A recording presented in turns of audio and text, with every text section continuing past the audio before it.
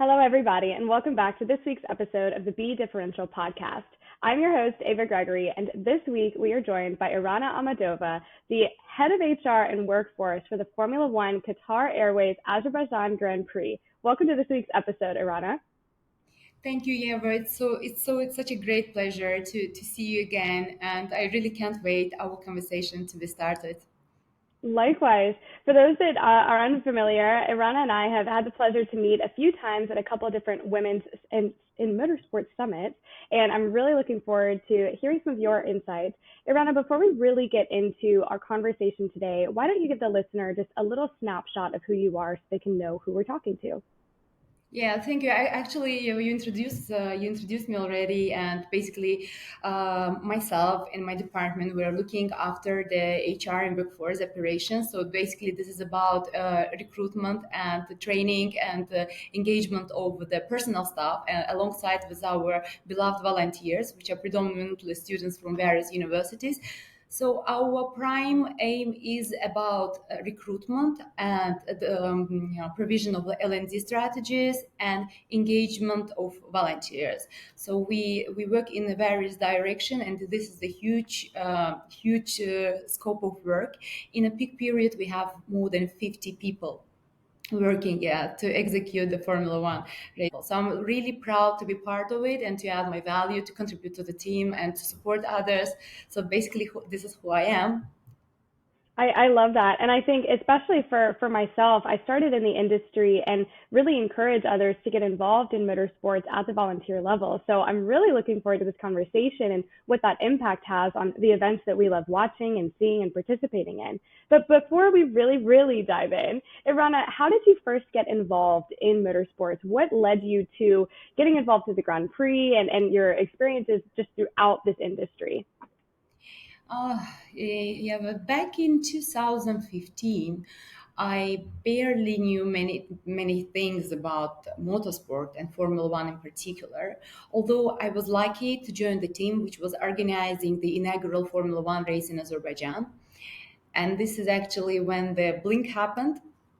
And I started to do my research about the motorsport, about Formula One, and I was fascinated with the dynamics of Formula One and the huge scale that it takes to execute such a spectacular event in the heart of our city. And from that moment onwards, I knew this is the place where I want to be. This is the place where I want to support others and to add my value to execute this team and to represent Azerbaijan on the global arena. Oh my gosh, I love it. What was your previous work experience coming into this? How did you transition some of those skill sets into joining the Grand Prix team? My overall experience in HR is, I think, more than 18 years now. And for the last 8 years before the Formula One, I worked for the big British company. That's so cool. So, okay, motorsport redefined what that looked like for you. How would you say that working in HR, in F1, and in motorsport, how is that different from what you were doing before? What kind of skills are you applying, or what kind of things are you having to consider now that you didn't have to previously? In a place I used to work before, it was more static, where you have all the processes and practices well established and communicated across. So the very different approach was at Baku City Circuit, where we had to build all the practices and interventions from the scratch. And some of them, they really worked well, some of them did not. And this enabled to understand what perspective would be more relevant in our context. And that's basically is so different. It's about agile, cultivating the agile mindset among people. This is about staying happy and motivated in a high pressure environment. This is about meeting the tough deadlines, and all this is a huge effort of all the HR department. And I think we succeeded in this direction, since irrespective of all these hectic things and these environments, our team is doing a perfect job in the best way possible. And I think I can certainly say that we sustain operational excellence in what we do. Yeah, that's amazing to hear. And it shows, right? I saw online that over 31,000 people applied to volunteer for this event. How do you go through first of all, that process. I mean, I imagine you're not looking at 31,000 applications, but what do you think causes such a strong response? I mean, Formula One speaks to itself, and you have a huge fan base. You have people who want to get involved, but how do you balance that overwhelming number of applicants and then really choosing the top? Yeah, that's actually the part I'm most proud of. It's our BCC Academy and our volunteers, and it is incredible to see so much interest every year. It's a growing interest, and this year is 31,000 applicants, and we are working with them at the moment. I think young people are drawn by the chance to be part of the world class event, but also about gaining the experience you cannot get anywhere else. To keep them engaged, we facilitate various trainings, and we emphasize their personal development, recognition, creating a positive environment where every volunteer feels supported and valued. They understand on how their work is linked to the overall success of the whole event, and I think this plays a crucial role in a volunteer's engagement for Formula One. That's a great perspective. So I have to ask too, with so many people that are trying to apply for this role, and so few at the end of the day getting ultimately accepted, how would you encourage people? What is a piece of advice you have for those that are interested in getting involved, but maybe they're one of the 30,000 that aren't accepted? Well, that's a very interesting question. Actually, we have a very limited number of volunteers that will actually participate throughout for the Right. Formula One, and irrespective of the fact that every single student is valuable for us, we have to make a strict selection, and we Sure. identify the volunteers headcount in reflection to operation departmental requests. So the overall number is 3,000. So we have to apply strict selection, and it starts from the very initial stage of our registration. So they have to go through the process, which is not very easy. They have to answer on the situational questions. So various assessment techniques we apply, but most importantly, they have to go through the trainings. And we have a big team at our BCC Academy that are doing like hundreds of interviews daily in order to register, in order to ensure transparency of the process. Yeah, Hmm. and we keep getting calls and requests from young people, from their parents often, that we have fans of Formula One. I mean, we're trying to support everyone, but this is a business, and we have to go, strict sometimes. I I I think that's completely understandable, right? It's a business. It is what it is.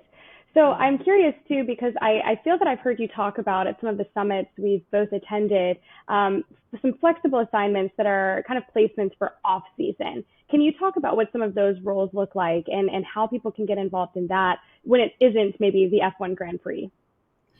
Well, flexible assignments and temporary assignments, they are actually help our people to stay motivated and growing, and we encourage this, and by doing this for our staff, we demonstrate our support in their personal development. Those people, by participating in another international assignments, they get a unique skill set, new skills, and they get new and fresh perspectives. That is also very beneficial for execution of our race. And Yeah. by having this approach, we ensure that our best people, they stay and they keep returning season after season. Yeah, that's fantastic. So I'm going to ask now for you, in working in such a fast-paced environment, how do you balance the operational demands with being a people-first leader? Wow, that's a it's a definitely a challenge, but people first people first leadership is what makes our operation successful. Clear communication, quick problem solving, and genuine care for our people's well-being is something Right. that is, it's so important. When people feel valued and supported, they feel that synergy with the management. They basically do beyond their contract, and they put extra effort, and they perform at their best, even under pressure. This is what I can say. Yeah, I think that's a great perspective as well, you know. And I feel like I ask a lot of my guests this next question, but I'm very curious. We live in such a fast-paced world. We work in a very fast-paced environment, and often for drivers, their definition of success is based on their amount of wins. How in your role and your shift or your responsibilities there, how do you determine what is seen as successful? Is it just the overall success of an event? Is it people that you bring into the team? Can you talk through maybe how you define success? Um, I think the indicator of a success of HR processes it's about seeing how people develop, whether personally, professionally, how they grow up within their position, and their ability and skill set to take more senior positions. Another indicator would be, I think, retention statistics, which has been more or Yeah. less same, yeah, over the years. We observe that people they want to return back. We are considered as an employer of choice. We see more and more. We have very high job offer acceptance rate, which is also another indicator. But for me personally, the most important indicator of success is hearing stories of Yeah. our people on how they grew, how they developed, how they altered, and they met the hardships and ability to overcome them.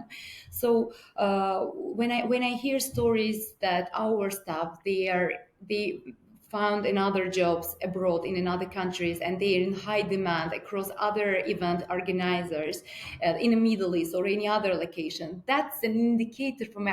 I see some part of my efforts in all these things, because Yeah. we developed and we have a great pool of talented employees they're happily doing the race, but also they are in high demand from another promoters and from another mega events organizers, and they work there and they are still willing to return back. And for me, this is one of the most important. It makes our work worthy, I think. That's such a cool thing to be able to see the positive impact that you guys invested in, and now you can continue to see them grow in this industry. Absolutely. I'm curious as well, you know, with your specific HR strategies and experiences, how do you feel that your role or your skill sets have evolved to meet the demands that are required within F1? Over the years, our HR strategies they have become more agile and people-centric, I would say, in order to meet the scale and intensity of Formula One race. We have moved from the basic onboarding and recruitment towards more sophisticated learning and development strategies. We have altered some of our approach. We emphasize a lot employees' well-being alongside with a inclusive approach. So we have an inclusive approach to majority of the processes that we do.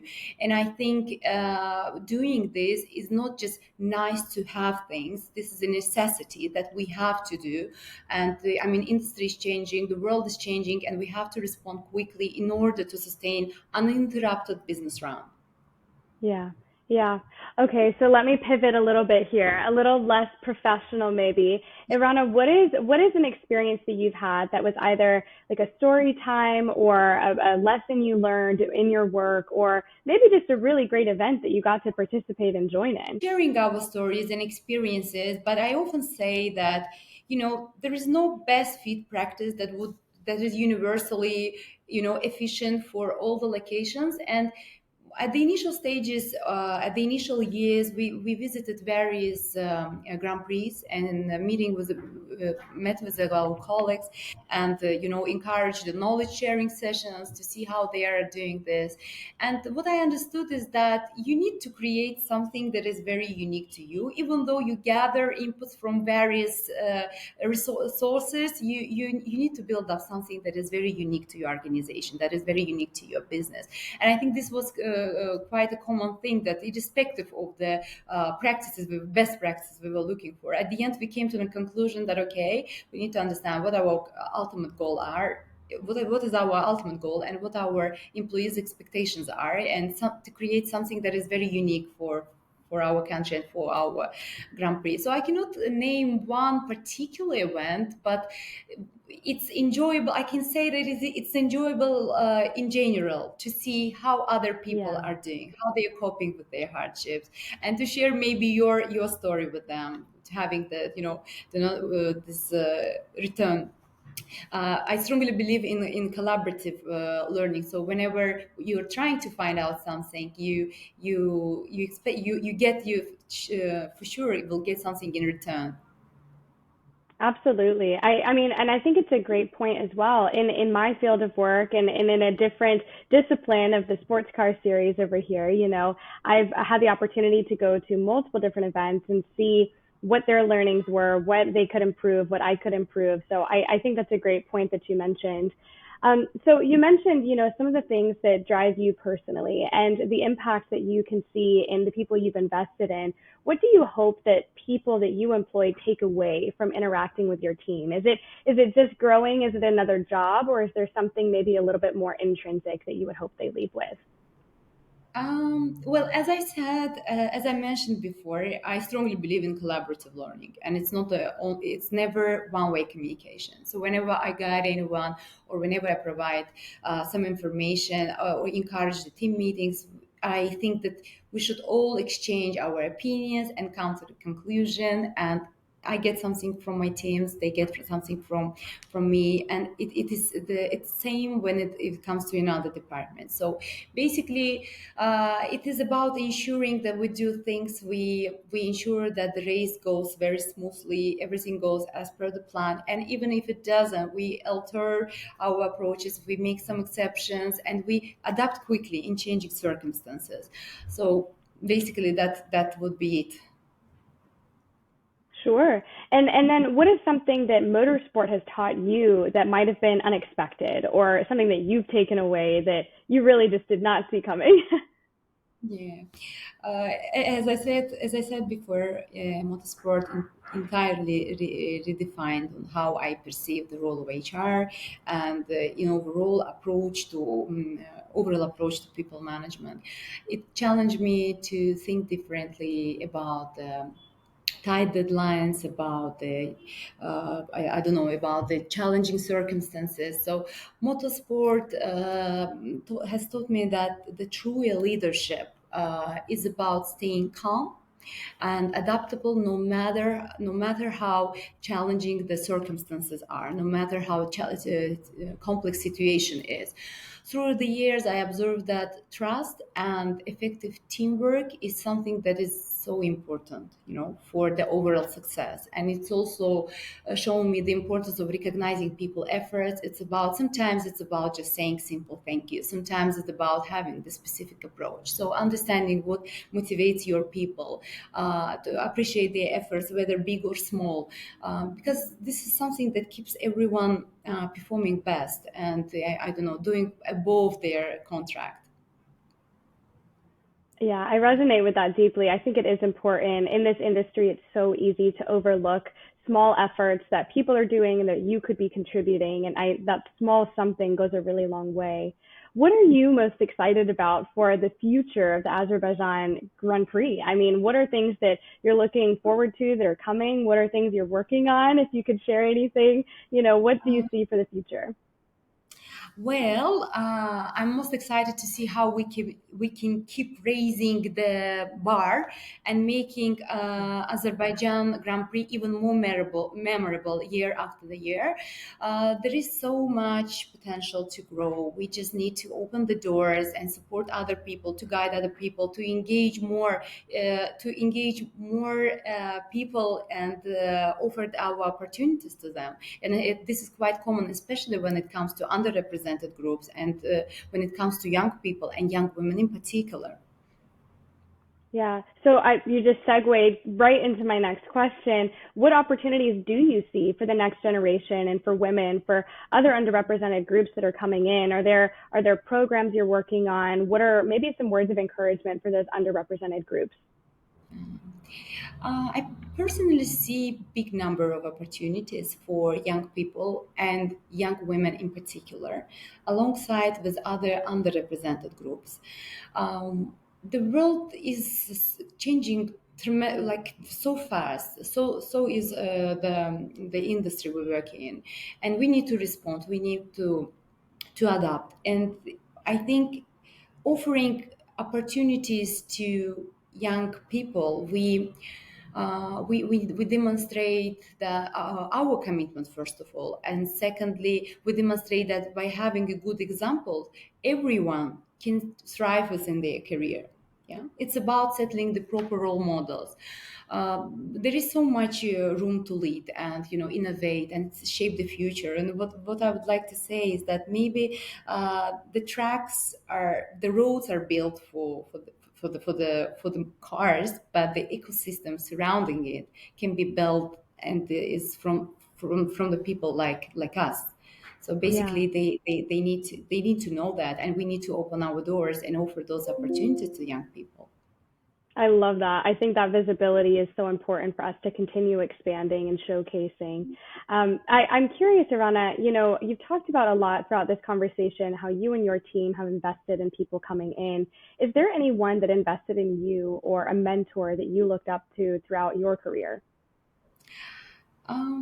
I have never had a mentor, but I think that when you talk about the C-level people, they need to dedicate certain period of time for Yeah. mentoring or coaching others.